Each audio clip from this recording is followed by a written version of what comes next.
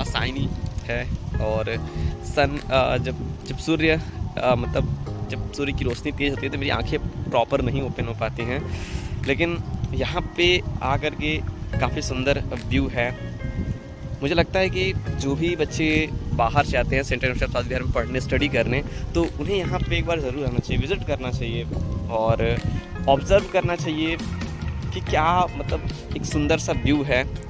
आप भी देख सकते हैं, एक बहुत ही बेहतरीन यहाँ पे व्यू दिख रहा है। चारों तरफ खेती की ज़मीनें हैं जिसमें कि आई थिंक गेहूँ इस टाइम लगा हुआ है और सभी ओपन फील्ड है। दूर दूर तक मैं तो अपने लाइफ में फ़र्स्ट टाइम इतना मतलब ओपन फील्ड देख रहा हूँ जहाँ पे दूर दूर तक मतलब बस सिर्फ ओपन फील्ड है, समतल भूमि है।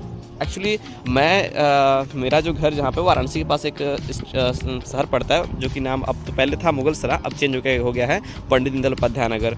तो वहाँ पे बचपन वहीं बीता है, तो इतना दूर दूर तक ओपन फील्ड देखे नहीं थे। फर्स्ट टाइम अपने लाइफ में मतलब इतना ओपन हम फील्ड देख रहे हैं जो कि दूर दूर तक ओपन है और कुछ दिख नहीं रहा है। मतलब एक्चुअली है क्या कि हमारे एरिया में जो गांव है बहुत पास पास में है, तो इतना लंबा जो समतल ज़मीन है वो शायद नहीं अवेलेबल रहता है जितना कि इधर दिख रहा है। और पहाड़ तो हमारे रेंज में 10-12 किलोमीटर की रेंज में नहीं ही है, लेकिन हाँ हमारे भी जैसे कि आप जब चखियाँ साइड में उधर जाएंगे रॉपटगंज साइड में, तो उधर आपको पहाड़ मिलेगी देखने को।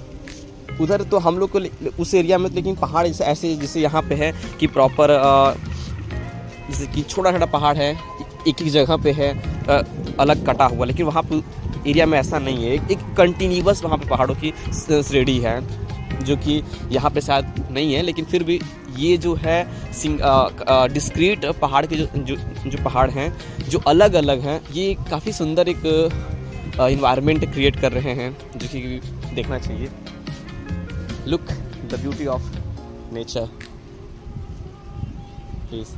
इस एरिया में डेवलपमेंट की बहुत सारी संभावनाएं हैं बिकॉज क्योंकि ओपन फील्ड है। तो मेरा पर्सनल ओपिनियन है कि इस एरिया में जैसे कि सेंट्रल फील्ड साउथ बिहार है, अभी आप सामने देखेंगे तो एक बहुत बड़ा ग्राउंड है, ये ओपन कम्प्लीटली ओपन है।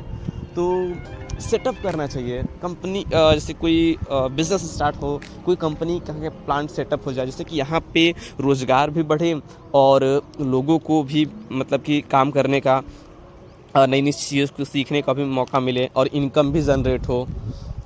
तो ज़मीन की कमी नहीं है, ये ज़मीन बहुत है बिहार के पास और ओपन ज़मीन है। ऐसा भी नहीं है कि इसमें तो खेती हो नहीं रहा है, कोई ना कोई कंपनी का सेटअप करना चाहिए जिससे कि इनकम जनरेट हो। क्योंकि जो यूपी का पूर्वांचल है और जो बिहार है, ये ऐसे राज्य हैं जिनमें कि बिज़नेस को तवज्जो नहीं दी जाती है और जिनमें कि बिज़नेस के लिए हमारे पास फैक्ट्रीज़ नहीं है बड़े बड़े मेगा, जैसे कि इनकम के लिए लोग टोटली कृषि पे डिपेंडेंट हैं, जो कि कृषि पे डिपेंडेंट हैं जिससे कि उनकी आय का जो सोर्स है वो कृषि है। और अन्य कोई काम ना होने पे जो यहाँ के युवा हैं वो गवर्नमेंट जॉब की प्रिपरेशन करते हैं, जो कि सही भी है, ऐसा नहीं है कि वो गलत है। बट मेरे अनुसार एक प्रॉपर समाज वो होता है जिसमें कि अलग अलग वैरायटी की जॉब हों, हर प्रकार के जॉब अवेलेबल हों, उसमें सिर्फ एक ही नहीं जो किसी पर्टिकुलर टाइप के जो जॉब हो। जैसे कि हमारे यूपी के पूर्वांचल साइड में और बिहार साइड में ये चीज़ ज़्यादा क्रेज़ है कि लोग ओनली सिर्फ गवर्नमेंट जॉब पे टोटली डिपेंड होते हैं। ये एक स्वस्थ समाज के लिए मतलब मेरे अनुसार हानिकारक है। हमें इस रीजन में, अब भारत के इस रीजन में भी फैक्ट्रीज़ छोटे छोटे स्टार्ट करने चाहिए जिससे कि यहाँ पे डेवलपमेंट हो सके।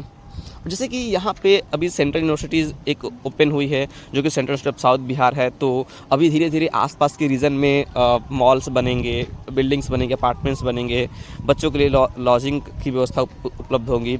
तो धीरे धीरे क्या होगा कि डेवलपमेंट होगा इस रीजन में। खैर अभी तो वो प्रोसेस हो रहा है, धीरे धीरे आपको 10-12 सालों में वो चीज़ दिखने लगेगा। लेकिन एरिया बहुत अच्छा है, समतल ज़मीनें हैं, बहुत अच्छा हो सकी।